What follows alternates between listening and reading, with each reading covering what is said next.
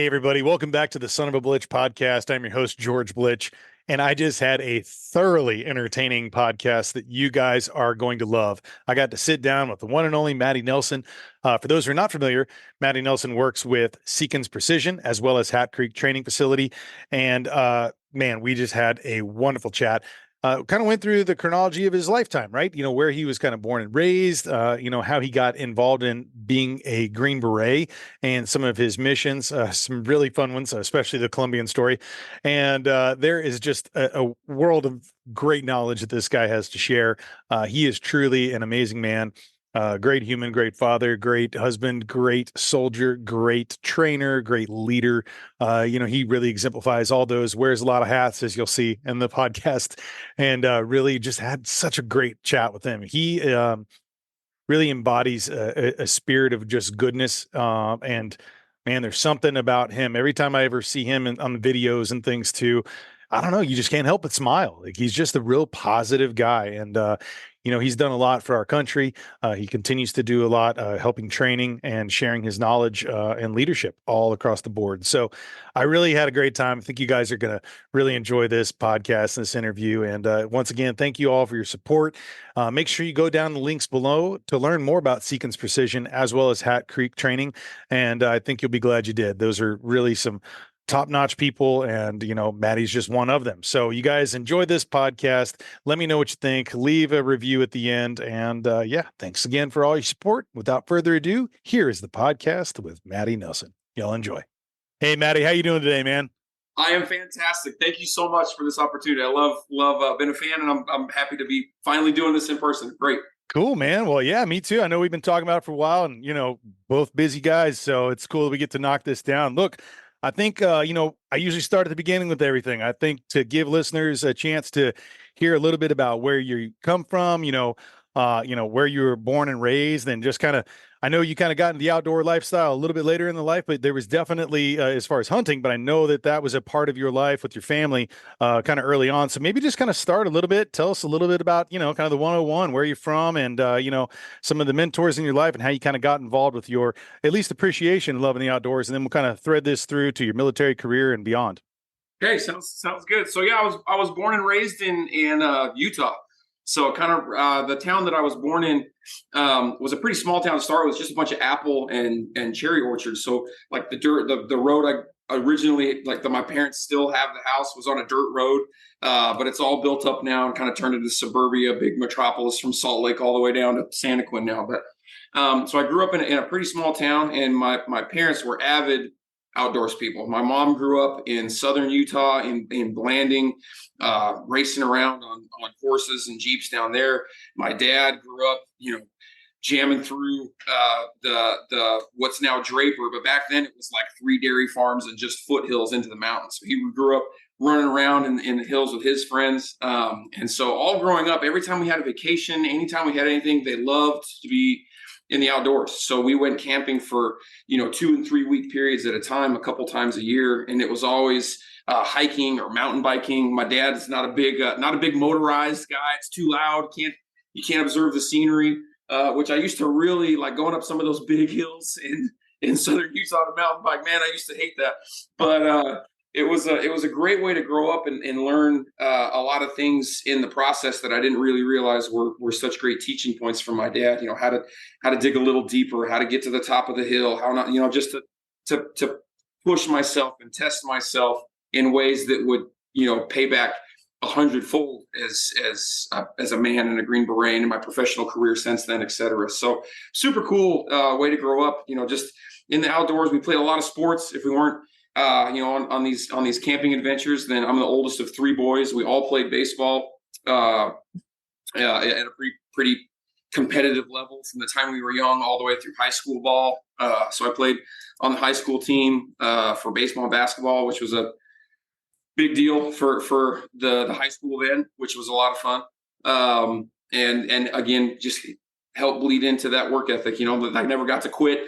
Had to keep my grades at a certain point that was not the schools, like, oh, you have to, come to school and have a pulse and you're qualified to play on the team. Like mom's rules were it's got to be a B+ or better, or you can't play, which is a big deal. So, had tried to make good grades and tried to play hard and quitting was never an option. If you signed up, then that's what you had to do, and you had to hoe to the end of the rope and fulfill your commitment. So that's kind of how I grew up, and it was a lot of fun. I had a really good childhood. I can't complain about it at all. So That's awesome, man. Well, then how did you end up after high school? You went and took quite a big trip over there. You went over to Brazil, working Jesus Christ Latter-day Saints. Tell me a little bit about that. How did that kind of start? Was that something you always had kind of in the back of your mind as something you wanted to do? How'd that opportunity arise, and how did you go after that?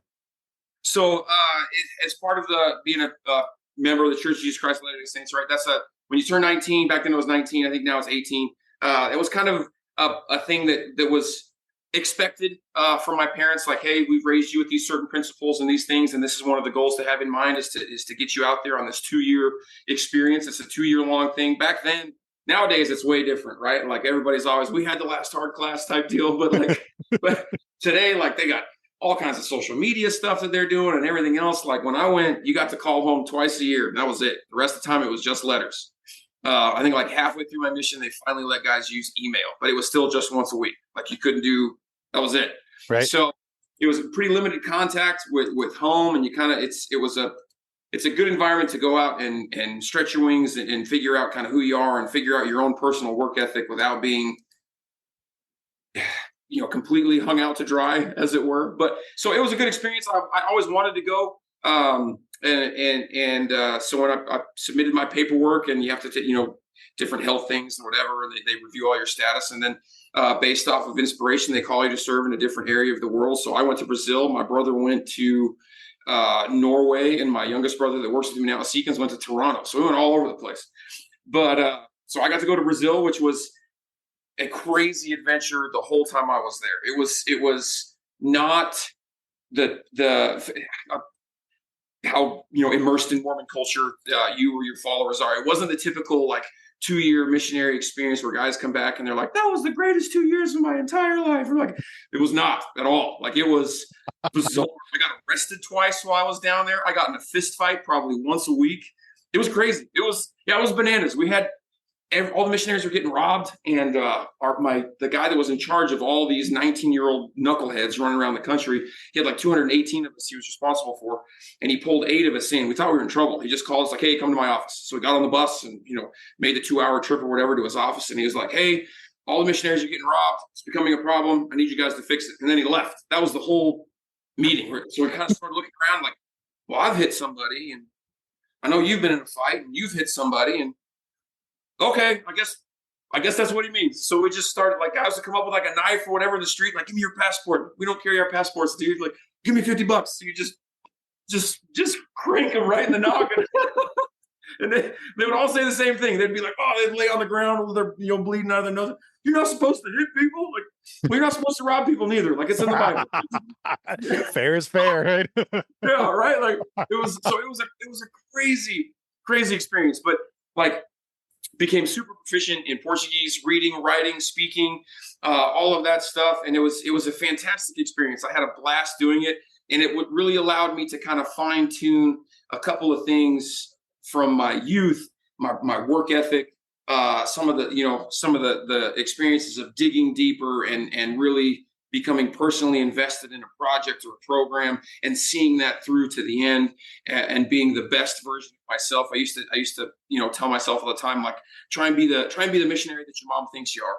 So, which is a pretty impossible standard, right? Like, sure. That as long as I was striving for that, then it really allowed me to kind of fine tune some of that sports worth ethic and that outdoorsman mentality and really refine it and fine tune it to fit a day-to-day type of style. And that really helped my leadership as a missionary grow and blossom. And I got stuck in several different positions where I was in charge of, 20 or 25 of these knuckleheads running around down there. And being sure that they were, doing the right thing and leading by example and et cetera. But that, continued to be a super fine edge sharpening point for my military career that I jumped into after that. So it was a crazy experience, but a lot of fun. I was about to say combat training, and then you go to the military. Already, hand to hand was pretty good to go by the time I got out of there for 2 years. You're like, I've already done boot camp. Yeah. So what did that look like? And what is it that did you already have an idea that you wanted to go into the military? Is this like something with your family background and then those who have served, or what was it that you decided to go? What was your goal going into it, and how did you kind of arrive there? So I came back from my mission and did like the typical, like, hey, let's go to school, let's get serious about life, whatever. And I got about a year into college, and I just hated it. I couldn't, like, it was just not for me, right? Yep. Like, just constantly kicking against the pricks. I was sitting in a math class and I couldn't understand why we're talking about, the upcoming, who the president's going to be, and how messed up the government is. Like, this is calculus. Like, what are we talking? Like, what am I paying for? And so I became like pretty upset with how it was going. And so I took a small hiatus. I took like a 6-month break, and I was a tour guide in Alaska. And while I was up there, I thought, like, nobody in my family has really served. One of my dad's dad had been drafted in the Korean War. And he was on the boat to go over, and they found out he played the French horn, and they pulled him off the boat and stuck him in the army band. So probably maybe fortuitous. Yes. Yeah. Right. Like, thank goodness. But anyway, that was really kind of the only military service we'd had in the family as far as I could remember. Yeah. And I thought, I think that might be something I want to try. I just came off of serving a mission, or I was serving a bigger cause than myself, et cetera, like for the church. And so maybe I can apply that in a professional setting where I can check that box. I can say I did some cool stuff for Uncle Sam.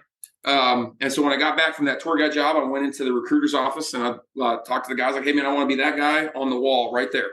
And he was like, well, we only have like pastry chefs and truck driver positions open right now. And I was like, that ain't for me. So I went to leave. He's like, whoa, well, we have this program. They don't even have it anymore. It was just an 18-month program. He did 3 months of basic, 12 months in Afghanistan, or in Iraq at the time. Yeah. And then 3 months of demo, and you were out. That was it. Like, unless you got actually shot or blown up, like, you didn't even qualify for veteran status. It was just like, you want an adventure? We got one that's 18 months. Here you go. So I said, hey, that sounds good. Maybe I can come back from that, and then college will be a better fit, and I'll be more grown up or whatever. And thankfully, halfway through basic training, I had a drill instructor came up, and I still remember he had it written on his hand. We were at the machine gun range, so nobody could hear anything, just all the time. And he had one SF written on his hand, and I didn't even know what it was. I was like, "What's SF?" And he was like, he handed me a book and said, "Read this, tonight, and get back with me tomorrow." So I read the book and realized, like, hey, I'm pretty good at being a soldier, right? Like, I'm in shape.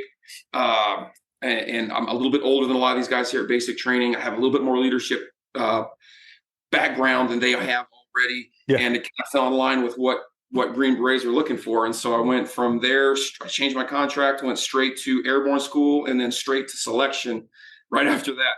So just looked out for and blessed and lucky, but got all the way, like, got selected, which is, 21 days of suck. So, and then went straight into the Q course after that, which is normally like 18 months long for 18 Bravos and a little bit longer for Deltas, but like Bravos, Charlies, Echoes, those MOSs are about 18 months. But because I spoke Portuguese, I did the Bravo course and then skipped all of language. So I only went to the Q course for like a year and 3 months. So I fast tracked, blew right through the Q super quick. Which is great. Like, they gave me 7th group. So because I begged, I was like, I already speak and read and write Portuguese. Like, let me do Spanish. That'll be so much easier than trying to learn Arabic or some craziness. So again, like, just lucky. They chopped me to 7th group. And so I tested out a language and went straight to 7th group after graduation, and was, fixing to get married and get deployed all inside like the next 2.5 months. So it was, wow. It was a big deal, but yeah, a lot of fun. So tell me about this as far as, when did you join the CIGS program there? And because that, I want to hear about that and how you kind of got involved. It was like initially a 4-month long course, right? You had some 600 dudes in there, but they found out you spoke Portuguese and they're like, we've got a mission for you. Was that at the very beginning of all this, or is this kind of you had served, you went around to different places and then they brought you into that? How did that timeline work out? I wish it would have been like middle to end, but it was right at the beginning. So we were halfway through. So my first pump to Afghanistan was 11 months. Okay. It was only supposed to be like 7, but we got extended and blah, blah, blah. So we ended up being there for 11 months. And what year, what timeline is this? I was in Afghanistan every year from 2008 to 2013, like at some point every year. So this was right at the beginning. It was 2008. It was my first pump. And I was still brand new on the team. I was, the junior Bravo, just like keep my mouth shut, learn from the guys that had been there, that had already had multiple deployments already. So we're about halfway through this deployment, and the sergeant major and his B team guys like came out to the fire base we were at, which was not a very frequent occurrence, right? So they came out, he gets off, and he's immediately like, "Hey, where's Nelson at?" And I was like, "That's not good." I don't know what I did, but I don't know Nelson. Yeah. Yeah. So this is the same sergeant major. Like right when I showed up the 7th group, they were in the middle of their train up to go to Afghanistan, and they were almost all the way through. And so I show up to the company, like I didn't have orders, nothing. Like one of the 7th group colonels said, "Go look for a job. Don't wait to get handed one." So I went to this guy's company and I was like, "I hear you guys are the best. I want a job." And he was like, "Cool." Caused some headache because that's how I did it. But I was like, Fulbert told me to do it. It's not my fault. Yeah. So, but the day that I reported that company, they were doing a big full mission profile hit in the dark. And so the sergeant major comes out. I was like, "Nelson, can you drive this LMTV?" And I was like, "Roger that, sergeant major." So he walks off. First guy that passed, like grab. I was like, "I have no idea even how to start this thing. Like what?" I'm like, not gonna tell sergeant major. So figure out how to start it, brakes, whatever. Long story short, the brakes on them are either like 100% or none. So we didn't have to hit the brakes for 10 miles out to this objective. I hit the brakes at the objective, throw the sergeant major out of the passenger seat, bust his face on the window, like break his nods. Yeah. So like off to a great start, right? Like, "What the shit, Nelson? I can't, what's going on?" Like, "Sorry, sergeant major. Like, I'll just start pushing now. You tell me when to stop." Right. Like, so it was a pretty good icebreaker for me. And Sergeant Major Fields was the name. He was this little guy that was just full of fire.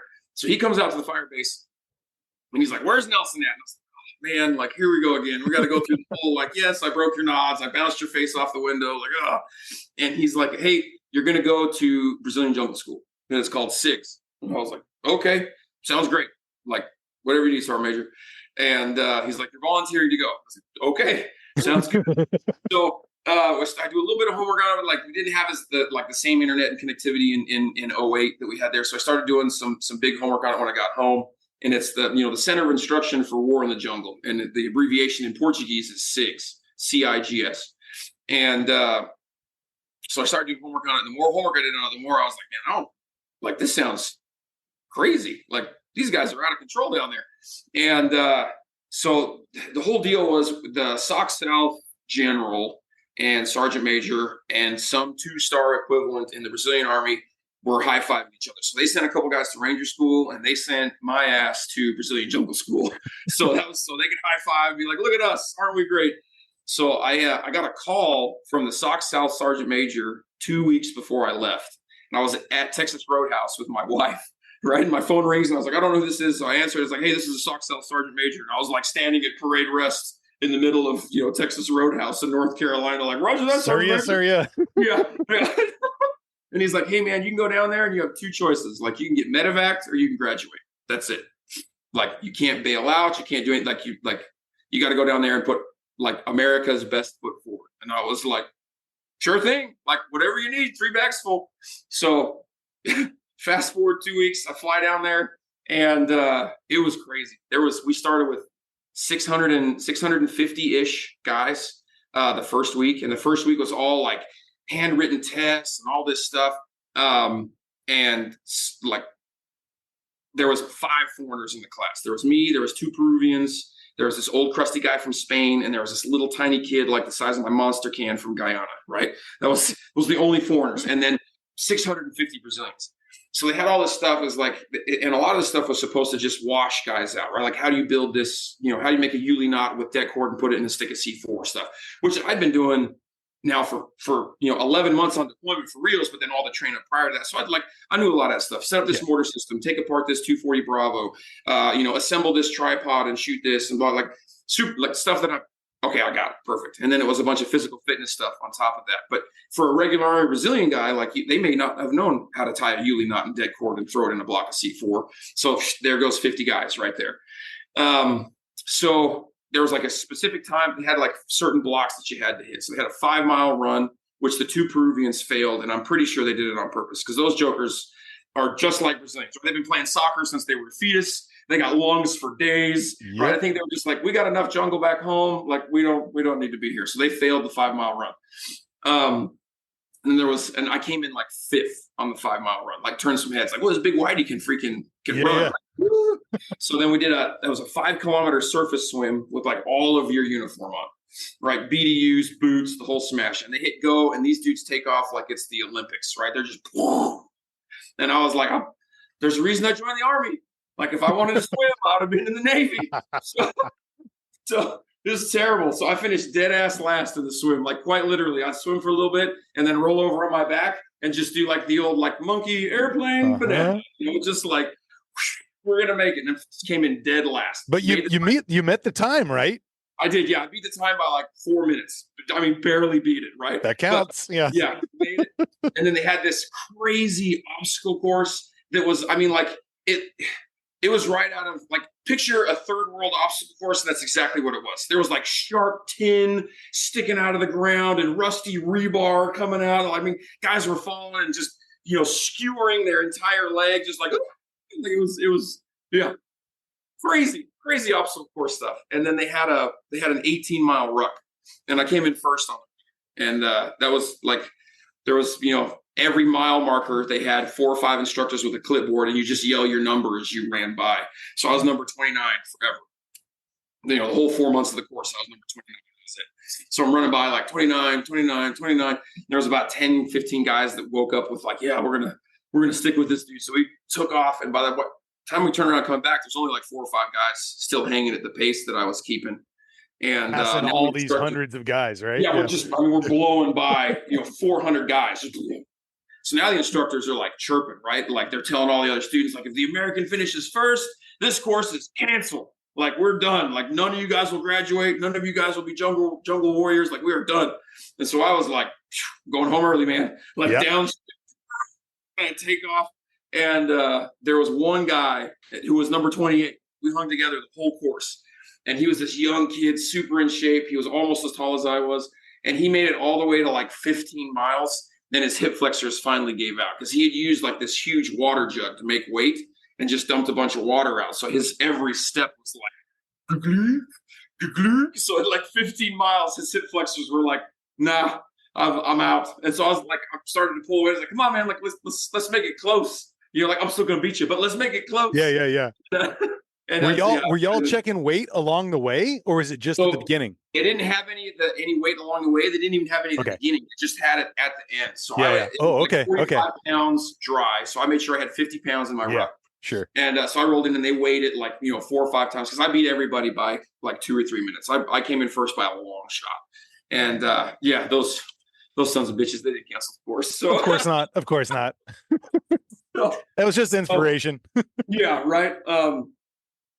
But the kid from Guyana he had to do like a 50-meter swim underwater, and he couldn't put his face in the water and swim. So he bailed out. And then the first day of the second week was land nav. And the old Spaniard guy slipped off a log, landed on the handle of his machete, and broke a couple of ribs. So he couldn't carry his ruck. So they were like, hey man, you're done. Like, love you, but you're out. So it was just me. And like, by the time we finished that first week, there was about 375 of us left. And by the time they finished land nav, they had whittled it down to about like 275, 300, somewhere in there. And then 4 months later, when we graduated, there was 62 dudes. That was it. So it was insane. It was super. What was it? 4 months, or was it longer than that? What was that? And then what was like after that? What was your transition back into redeployment or back home? What did that look like for you? So the school was 4 months long.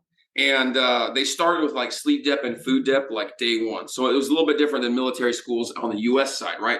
We learn a task, we learn skills, and then they deprive you of food and sleep. Right. And you have to recall those skills and tasks that you learned or mold them to fit the scenario that you're in. But you're supposed to have them kind of, in wired your brain, right? before you go and get put in those adverse conditions. So they start with adverse conditions right out of the gate. No food, no sleep. So for 4.5 months, I slept like 2.5 hours a night. That was it. So like guys, like we were all completely messed. I mean, just trashed, messed up. Like when I got home, I fell asleep talking to my wife, like in the spaghetti, like mid conversation, just out. Like I was screwed up for months because of the sleep deprivation alone. Sure. It was bizarre. And then you never drank purified water. Like we all had like the little tablets and everything you put in your canteens, but you couldn't drink your water during the day because that's a weakness for those guys. So they'd come by and shake your canteens. And if you had slosh in your canteens, you got a negative assessment. You can do the math, right? 275 guys down to 62. You didn't get very many negative assessments and you were out. So everybody carried around like clear surgical tubing in their front pocket. And then anytime you crossed the river, you're just like you hoped you were one of the first guys across. Because if not, if you were, 25th guy in line, you're just sucking mud, just so like no purified water. Like I don't even want to know what I have crawling around. I was going to ask, have you run the tests? Yeah, I got back and they were like, hey, like we need to get your shit spun and do a bunch of stuff and see what you got. And like it immediately went from like brag to somewhere else. And they were like, just don't worry about this. Yeah. You don't want to know what's going on. The statute of limitations on suing any of us for this is over. You've already signed up. It's done. You're part of Anaconda somehow. I don't know. Yeah. Yeah. It broke all the rules for US stuff, right? Sure. Like they sent me down there alone. Like you're not supposed to travel anywhere by yourself. Like you're always with the battle buddy team. You're doing something, right? I mean, they kicked me down there alone and they were like, hey, we'll see you in 4 months. So, but it was a super cool course. They had a billet come up for an instructor position right after that, for a foreigner to come be an instructor. And I pushed hard for that one. I was like, hey man, you don't have anybody. The last guy to do that course before I went 10 years before I went. And to my knowledge, since 2009, I'm the last guy to go from the Army side. So there may have been somebody else from a different branch that's gone down and gone through CIGS. And there's a couple like abbreviated 2 weeks or 3.5 weeks, whatever. But like, as far as like the legit all the way through the course, I'm the last guy to go since 2009. So I would have loved to gone back and like actually learned like the stuff they were teaching, because you retained a little bit of it, but with 2.5 hours of sleep a night, like you were just in a fog the whole time. So I for sure learned really cool shit about the jungle. I don't remember any of it because you were just in just zombie mode, the whole, just straight survival mode the whole time. So, but 7th Group was on it hard in Afghanistan then. So I got back and they gave me a month to kind of recover, which was good because I was a mess. And then my team was in Colombia. So I got on a bird, went straight to Colombia. And our mission there was we had a group of Colombians, one SOF unit, similar to Green Berets, and one elite ranger, similar to an elite ranger unit that we're supposed to take to Afghanistan and just get them shot at. That was the whole mission set. We were going to be the quick reaction force, the QRF for the whole country. So we were based in Bagram. And anybody got in a firefight, like we were on a helicopter flying out their way just to get these guys some combat experience. But what ended up happening is, and this is I've never told this story. we're going to leave a lot of names out of this one. So we for 4 months or 5 months, it was, hey, in 2 weeks, all your paperwork will be cleared up, and you can take this team. Glenn Seekins is flashing me in the hallway right now.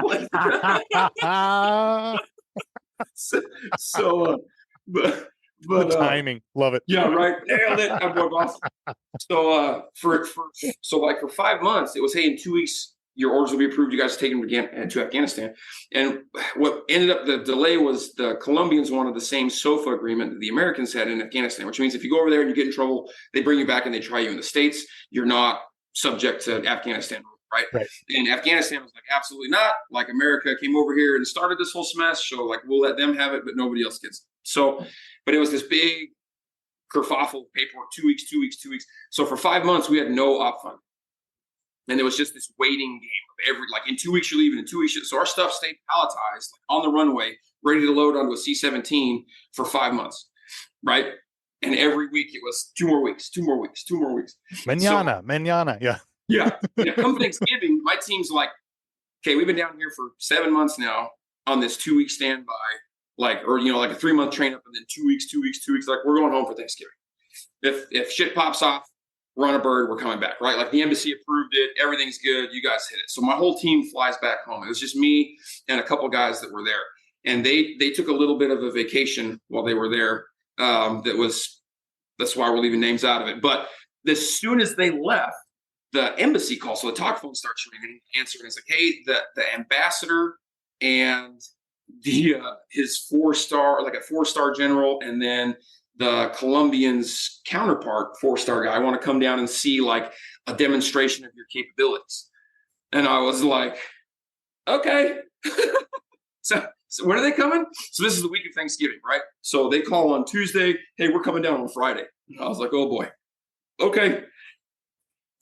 Sounds great. We'll get it done. So I leave like 9,000 messages on my teammates' phone. Of course, they're not answering. They're off doing whatever they're doing, right? I'm like, great. So I get the guys and I tell them, okay, here's what we got going on. We're going to have to put on this kind of dog and pony show. Like, this will be assault team 1. This will be assault team 2. Here's this little compound. They have this big bleacher set up where they're looking kind of like down into this compound. And it was all paint rounds, but they wanted live explosives. So I was like, great.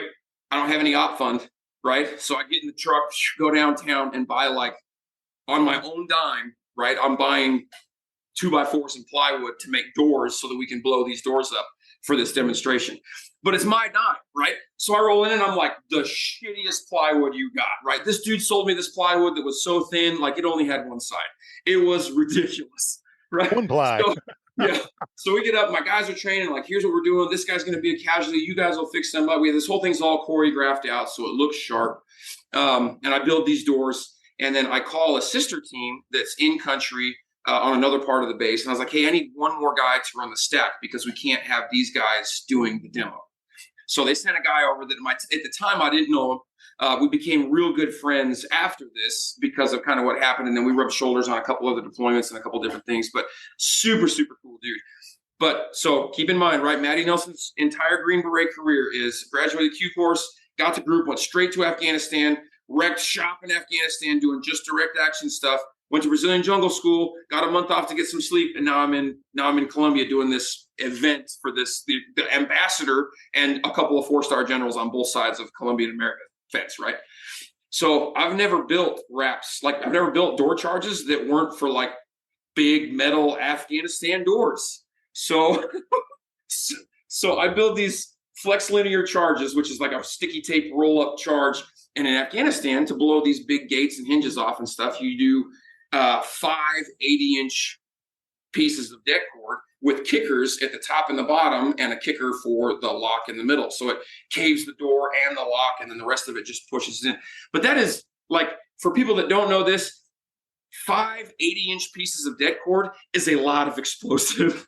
So I build these charges. My buddy comes over that we aren't friends yet, but he's a demo guy, and he looks at it and he's like, 5 reps, huh? Okay. Doesn't say shit. Does just like, the new guy's going to learn today. So we get everything going.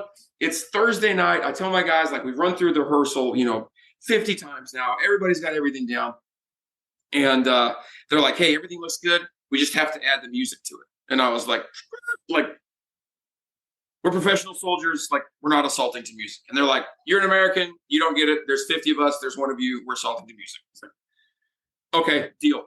So the morning of, right, like, we're like a quarter mile away from this little spot that we're going to assault, these big bleachers. And at a quarter mile, I can see the speakers they've set up. And I was like, oh my Lord. Like we see the ambassador's helicopter flying. We see a couple more helicopters flying. The whole entourage arrives. Get the call on the radio, like, hey, they're here. They're set up. Let's hit it. So it's me and 2 Humvees full of Colombians for one stack, and then it's my buddy and 2 Humvees of Colombians for his stack.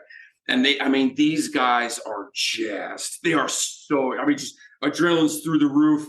They get the call and they're just, wide open on these Humvees. Red line as fast as they can go, right? And at that speed with 4 Humvees at a quarter mile, we could still hear the music they were playing. Dude, what were they playing? I got to know. What kind of music? My buddy looks over and he is furious, right? He's just mouthing horrible obscenities at me, right? And all I can hear is these Humvee motors screaming and the opening music to Top Gun. So we're flying, it's do do do do do do do. Like, oh my gosh! Like, just bury me now. Like, what are we doing? So we get there, guys pile out, dudes stack up on the door. They've never had a charge go off in like close proximity, right? So you're supposed to open your mouth. You're supposed to do all this stuff. I hadn't thought about any of this because everybody I've been around for the last year and a half is used to that stuff. They know it. Yeah. Yeah. So like my guys stack up. I look at him. He's like Tia 2, 5, 4, 3, shaboom. And like the entire first room on both compounds just evaporated. Gone. No, all the guys just, all the wind knocked out of them immediately. Like snot's coming out of their nose. The number 2 man's puking. I was like, oh boy. Like there's no room. I'm telling my guys, like, get in there. And they're like, get into what? And I was like, in what room? Like that one's still standing. I like just flash a glance up at these big bleachers. And the first 2 rows, all I see is like the bottoms of people's feet. Like I have exploded the crowd, right? The ambassador's bodyguards are like jumping on him. They don't know if it's like a water round from the FARC. I'm like, I am like, here's my beret, here's my tab. Like I am fired forever, right? We get through, my guys do their thing. Like they recover from, just getting smashed by these 2 explosions. They get through, they're jazzed. They all line up, like freaking dress. And I'm like, I am on the end of this line, just like, head down, not at attention, not at parade rest, just like I'm on my way to make rocks at Leavenworth for the rest of my life, right? Like I just endangered this whole crowd of people. Like I can't believe it. And my buddy, his like pop smoke, right? Like he knew what was going to happen. He set the charges off and just like, it's done.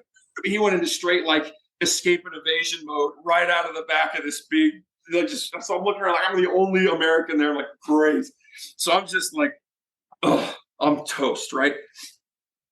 The 4-star general from the American side happened to be from the Air Force, and he was a dentist. So he hadn't been a practicing dentist for a while. He'd been obviously in the administrative and whatever, but he had no idea what was supposed to happen. Like the ambassador got evac'd and exited by his crew of bodyguards.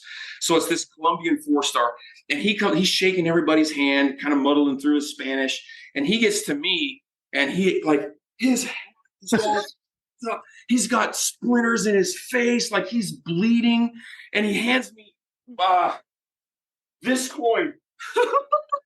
He hands me this. That's what we like to see, Sergeant Nelson, and then like stumbles off, all like just blown to pieces. And I was like, what just happened? Like, I cannot believe I got away with this. Oh my gosh. Like I was in, like, thank goodness, because I would have been like, so it's just, whoo. But that was like, Brazilian Jungle School, straight to this. That mission got canceled after I blew the ambassador up and this 4-star general and their whole like Colombian entourage with enough ribbons that have a hinge on it, just smoked the whole crowd. And then that mission ended up getting canceled like a month later, and I got pulled out of country, and we ended up going back to Afghanistan just by ourselves without that unit. But just, oh man, just yeah. I don't think I've ever told that story before on a. Oh my gosh, I am so glad you have. I feel like I'm dehydrated now though. Oh my goodness, that was amazing. Thank you. Thank you for sharing that. That was a fun one. But so I need to know, like, how did you obviously you did sniper for like I think 7 of the 10 years that you were out there, right? Like, yep.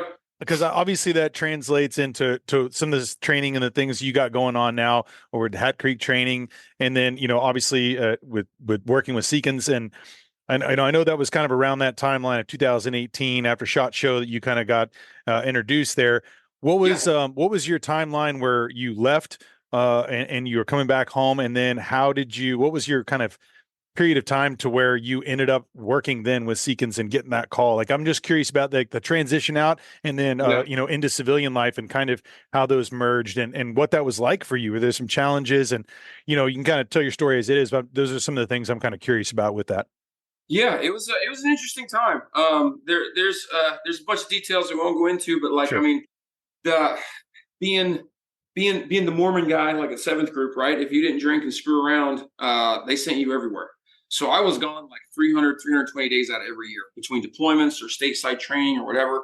And I'd been to sniper school pretty early on. I got lucky to go pretty early on and took shooting semi-seriously at distance after that, but then really got into it. The last 2 years I was in the SIF unit, which since got evaporated for whatever. But like those last 2 years, all I did was skydive and shoot long distance. Right, got super serious about it, and then started taking instructional classes and got serious about shooting with Brian Morgan in Florida at his range that he had there, and was lucky enough to get picked up by him as a part-time instructor.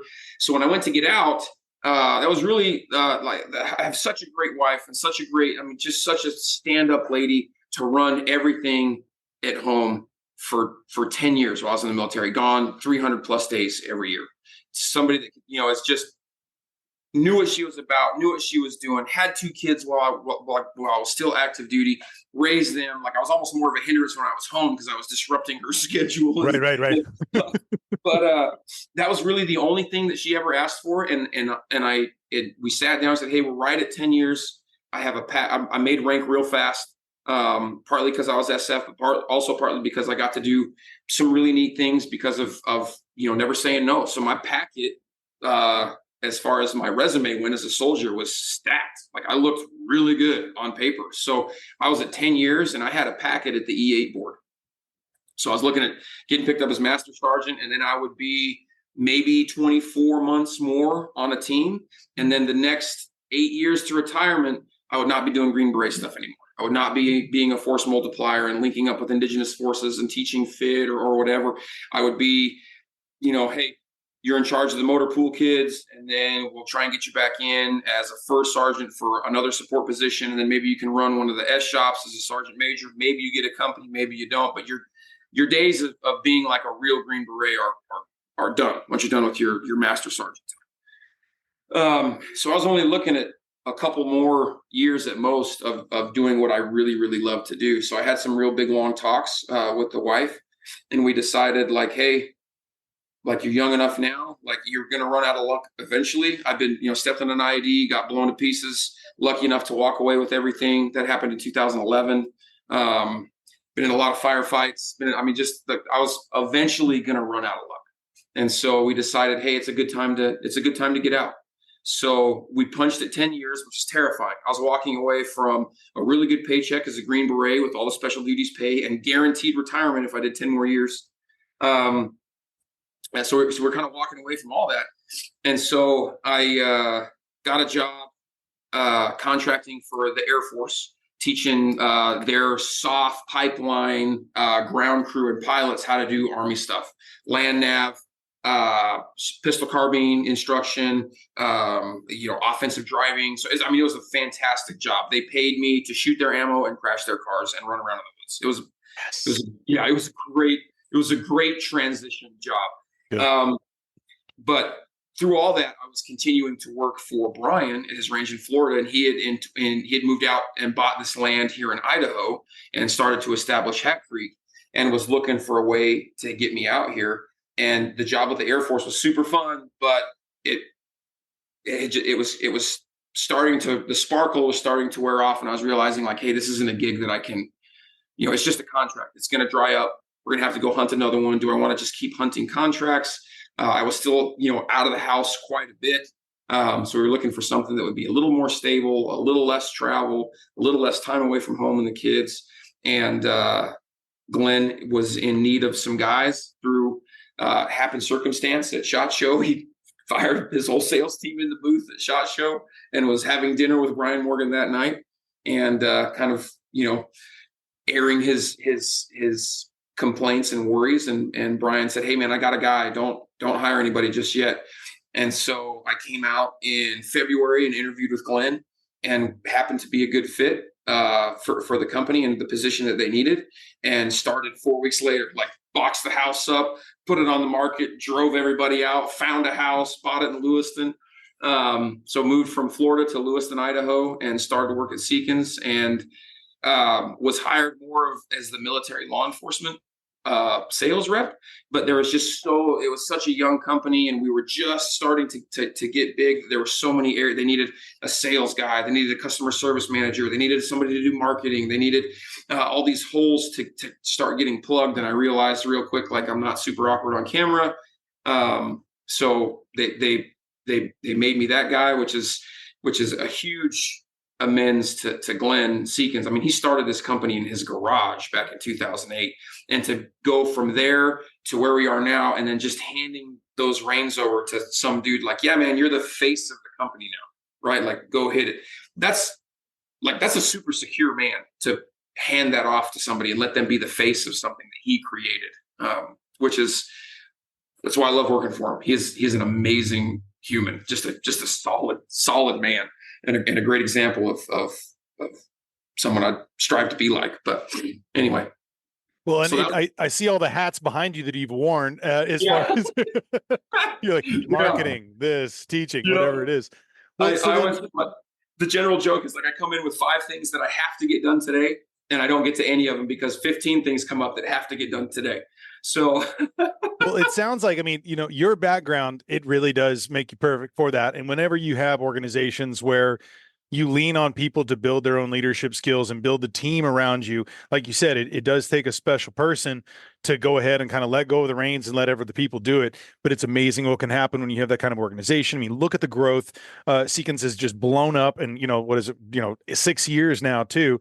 And like you said, from the garage to what it is now, it is. I use Seekin rings all the time. I don't have a rifle yet. I will at some point in time. But all my friends, like, that is the go-to. We're like, this is going to be the thing that we know is going to, help us in the field and make sure that it's something that we can, rely on. And so I know about that reliability and professionalism, and it's really great that that they put the right kind of people in the team around that. And I was just curious too. I know that there's obviously some cross correlation there too with Hat Creek, and you guys are doing some training, but kind of walk me through a little bit about Hat Creek training. Tell me a little bit about the facility. How long out are y'all shooting? Are you training different, civilians as well as military? What does that look like kind of on a day-to-day when you're out there in that field? Yeah. So Hat Creek is owned by Brian Morgan, his wife, Misty Morgan. They're a fantastic. I mean, they've been second parents to me, right? Like grandparents to my kids. They're awesome humans. I love them to death. But Brian's been teaching tier 1, tier 2 soft units for 20 years in long range instruction, which is a funny story how I got there. Like him and his brother had a huge construction company. And he's been a competition shooter since he was 12, right? I mean, just started at a young age, loved to shoot. And one of their sites happened to be close to a competition. So I went and shot this competition, and it was South Carolina, North Carolina, I can't remember. But just skull drug everybody there and then evaporated, right? Like went back to the job site working. So his phone started ringing. What he didn't know is that match was a bunch of Delta recce guys, like the big boys, right? And he skull drug all of them. And they were like, why is this guy so much more accurate and so much faster than we are? Like, we need to have this guy train us. So they called him up, and he didn't even know he was getting paid for it. He just thought they were going to go, shoot at the range. So it started like that. And he's just maintained, the leading edge. There's only a couple, when you start talking long range, there's only a couple names that get thrown around as you need to go to this guy for the answer. And he's one of those few guys. And so he's been doing it for 20 years. And I'm just lucky enough to have the relationship with him that I do, but also have the skill set and the passion to continue to pass that information on to others. So, he's had his pick of who he wants over 20 years to come instruct for him. And I'm lucky to be one of 7 guys that is a go-to guy for him. So there's a group of 6 or 7 of us and they're great guys. Corey, Jeff, Jordan, if you've been to Hat Creek, you've met them. Travis, John, Neil, just a stand up guys. But he's looking for a very specific personality type, work ethic, skill set. Like there's got to be all those things put together. And I'm lucky enough to have those line up and be somebody that can be an asset to them out there as an instructor. So they do at Hat Creek, they do about 42 weeks a year of training, but a lot of them are double booked weeks. So there'll be 2 teams in at a time. So if you add them all together, it's like 60 to 70 weeks of training a year. And it's a super elite place. It's just soft guys. We do a couple civilian classes, but it's only when like real world stuff cancels the class. Right. So they'll be like, hey, we can't make it in the next 3 weeks because like you'll see it in the news, see ya. And so we'll open that class up and they sell out. I mean, immediately they sell out super fast.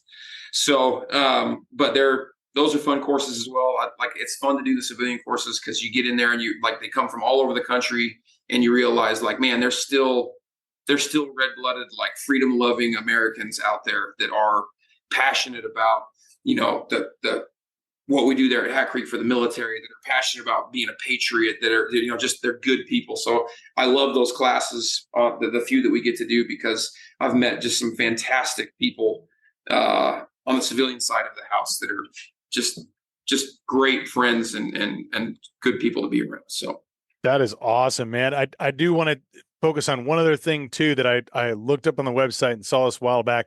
And that's the NASTY North American Sniper Team Invitational. Dude, lay that out. Tell me a little bit about that. It's like an every other year thing, right? Yeah, it's an every other year thing. We don't do it every year, mostly because it is a ton of work, right? We have to take off like 2 or 3 weeks of weeks that we could be training guys just to get it set up and conducted.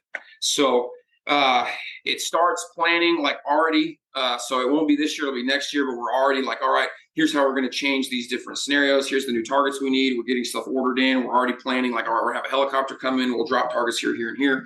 So we add to it every year. It's a little different, but it is one of the coolest events that I've been a part of up at Hat Creek. So it's an invitational only. So they call certain guys or certain units and say, hey, we're putting on this. Would you like to send some guys?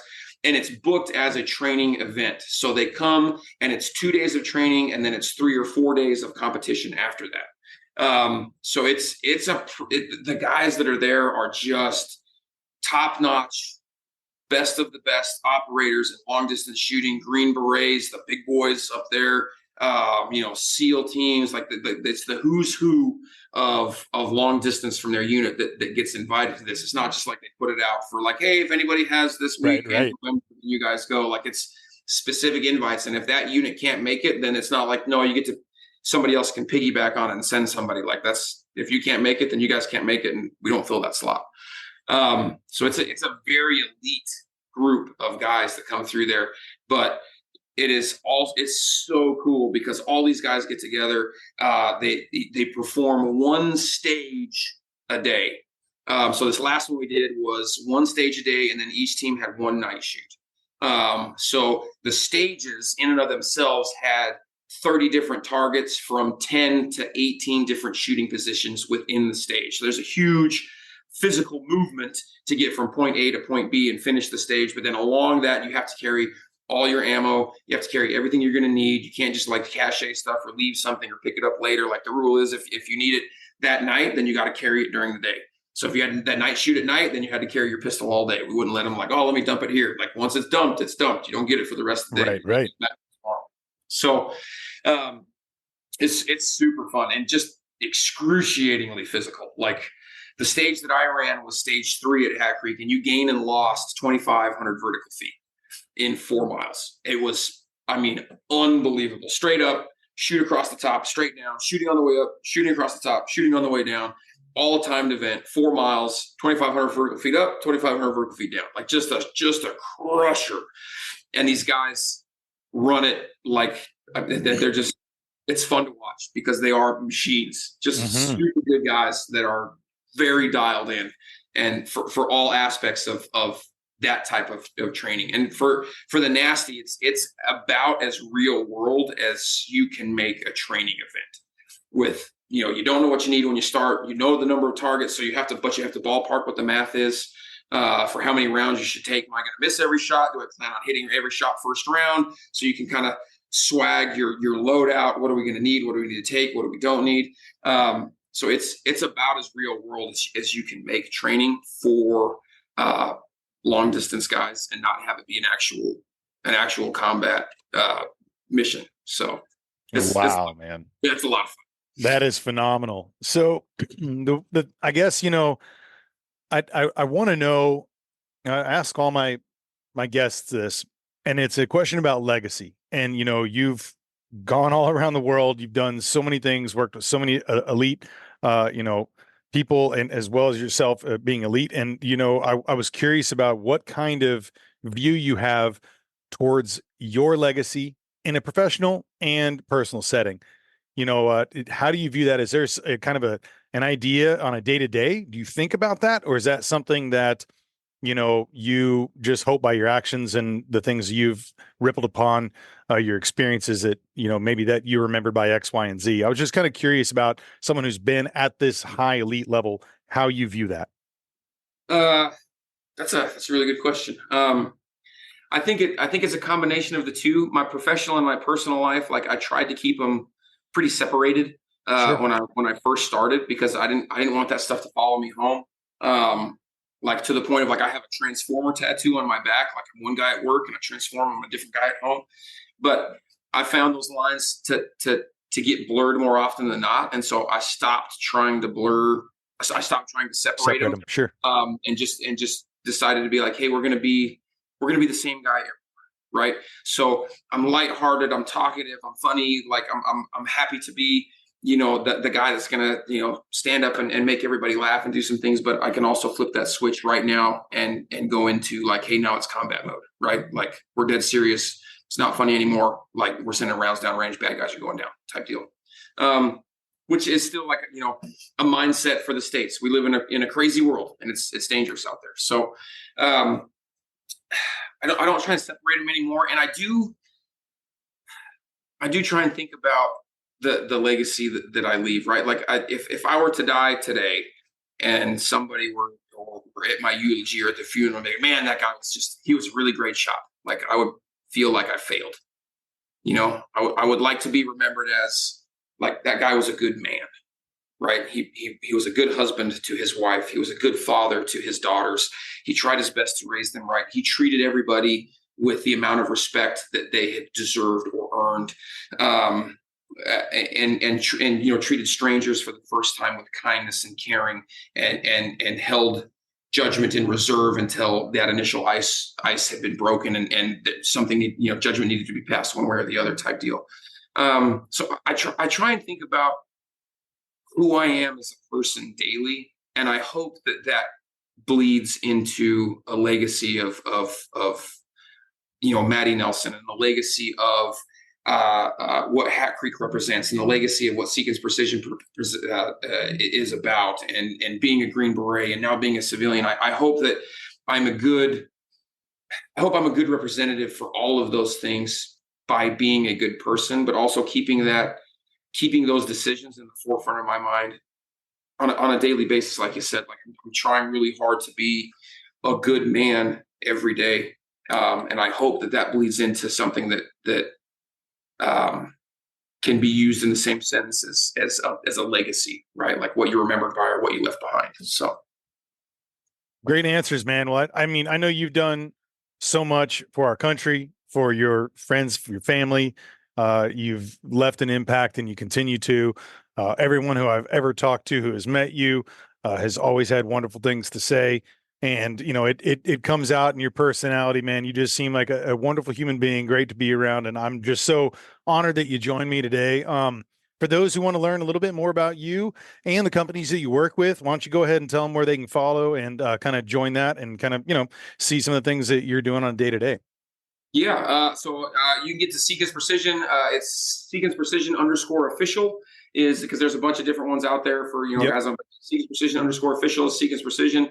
Hat Creek is going to be at Hat Creek Training. These are all Instagram handles. They'll blend into Facebook or whatever. But I try and stay off social media as much as I can. Instagram, I do for that.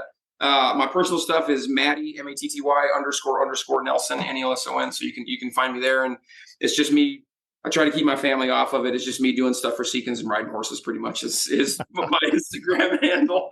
But that's where you can kind of find these companies and get to know a little bit more about them. If you're looking to take one of the civilian classes that Hat Creek has open, getting onto that Instagram page and direct messaging them is a great way to start. They'll get your email address. When classes come up, they have a list of guys that have requested the class, and they just start calling dudes. So they'll tell you like, hey, it's in 2 weeks. Can you make it? No? Okay, no worries. Next guy. They'll keep you on the list for the next one that comes up. They'll call you again, and then hopefully your schedule lines up that way. But that's where you can kind of follow me and the companies that I'm blessed to be a part of. So right on, man. Well, I'm definitely gonna have all the links down below. On a Seekins related question, if someone's looking to buy one Seekins rifle that they're going to be able to use the rest of their life, rely on, and be able to shoot out some long distance, which one are you putting in their hands first? Oh, man, so that's a tough call. It's gonna be based off a couple different things. Mm-hmm. So if you are a dedicated hunter and that's all you're gonna do, but you want to shoot some distance while you're hunting, the Element is gonna be a real good one. That's our lightweight rifle. It's 5.5 pounds for the short action, and it's 6 pounds for the long action. But it's like the weight savings is huge. If you're packing it around, you're running around, you're doing different things, like that's a really good one. If you want to shoot a little bit of competition, you want to shoot a little bit of pop cans on Grandpa's back 40, you want to do some hunting, you want to kind of hit a few more areas on the hunting side, the PH2 is impossible to beat. So it's a little bit heavier, so the recoil management is there. It's about a pound heavier than the Element, so you're 6.5 pounds or 7 pounds for those ones in the long and short action, and that makes a big difference in those bigger calibers, especially for that recoil management. But that gun is more of a do-it-all type rifle. You can shoot NRL matches, you can shoot for enjoyment, not get beat up all day long, and you can it's still light enough to take out and pack for long distances hunting. So it'd be geared towards a dedicated purpose of what that guy's looking for. But one of those two rifles is going to be really hard to beat on the hunting side of the house. So. Excellent, man. Excellent. Well, everybody will definitely have to go check out the links below. Matty, once again, thank you so much for joining me today. It's been a real pleasure, man. I have gotten some well-deserved laughs and some great smiles and some wonderful stories. And it's really great to kind of follow your journey. And once again, thank you for your service. And thank you for joining me today, sir. It was an absolute pleasure. Thank you so much. All right, man. We'll talk soon. You take care. Yes, sir.